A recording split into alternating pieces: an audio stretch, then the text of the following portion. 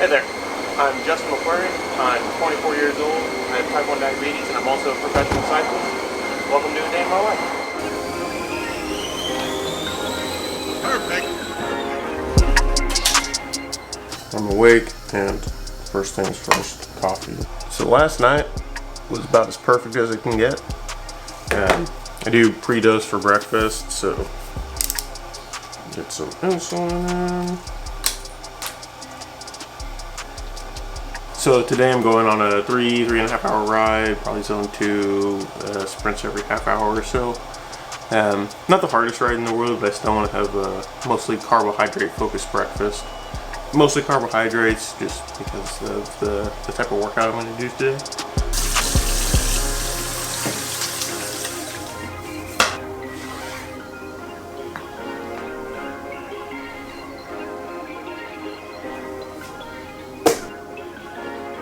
Blood sugar is on the way up. We're looking at 190 something, slightly going up, but that's mostly due to the bump from breakfast.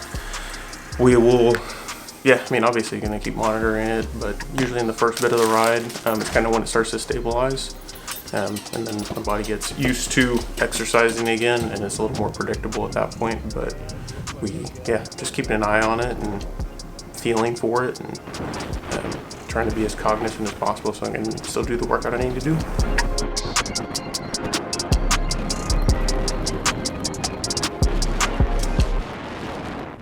Alright, so a little over 3 hours in, blood sugar is getting close to going low, but it's steady and done with the workout. Now I'm just spinning easy back into the house.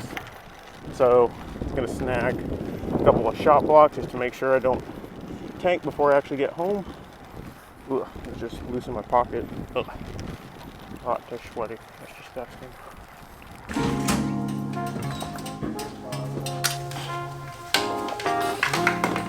Alright, back from the ride. Blood sugar is 78 and stable. I'm going to take a bit of insulin before I have my recovery drink. There's a bunch of sugar in the recovery drink, and I want to make sure I have some insulin on board before I drink it, so that my blood sugar doesn't go up to like 800 or whatever. But yeah, I'm gonna take insulin and then have that shake immediately because I don't want to plummet.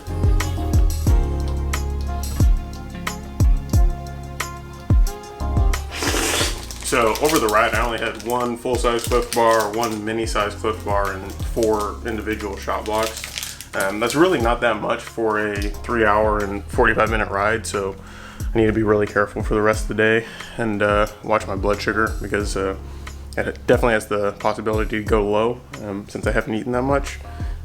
But yeah, I just got to keep checking and make sure I have food on me at all times.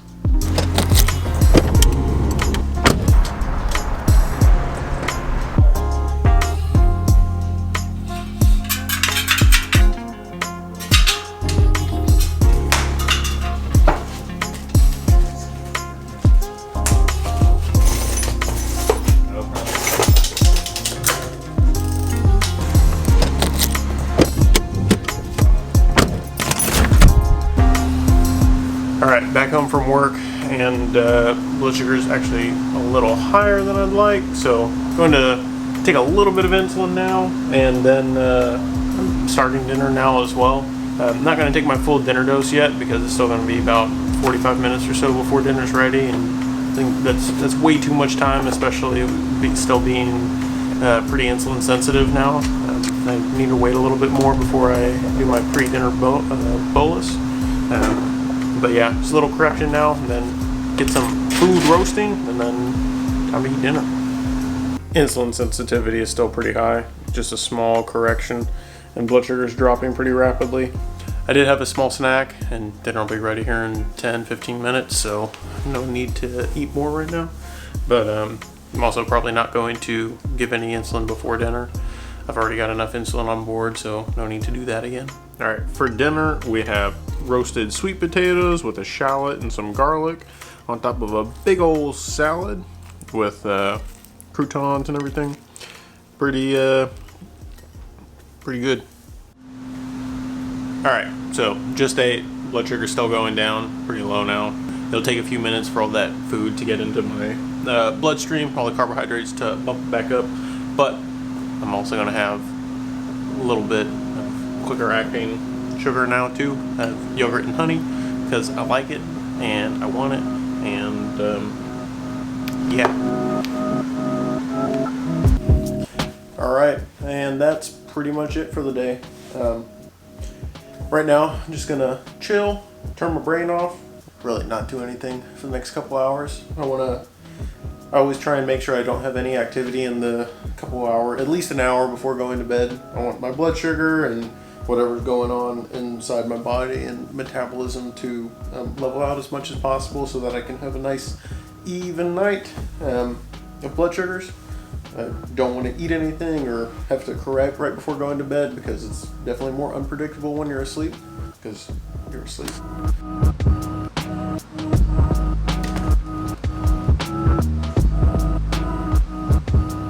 Disclaimer. Throughout this video, I show some of my daily procedures for managing my type 1 diabetes. I am in no way, shape, or form making suggestions about what you should do to manage your diabetes. Everyone's own management of diabetes is unique, and what works for me does not mean it will work for you. Consult your physician, endocrinologist, or diabetes educator before making any changes to your diabetes regimen.